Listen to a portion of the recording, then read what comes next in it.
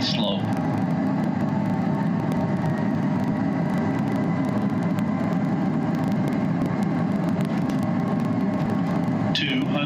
Approaching minimums. Glide slow. Glide slow. Oh, that is perfect. Minimums. 100. That is perfect. 50. 40. 30. 20. 10. Oh, that is perfect. I didn't even help you a single time. That was all you.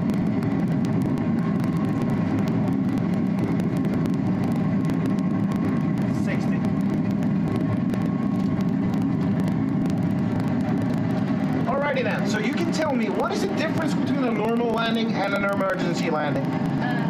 What do you think up in your head is going on during an emergency landing? It's a problem. Do you think they're sitting up here screaming, hoping to survive, or what is an emergency landing? Calm. Exactly. It's calm and it's a normal landing.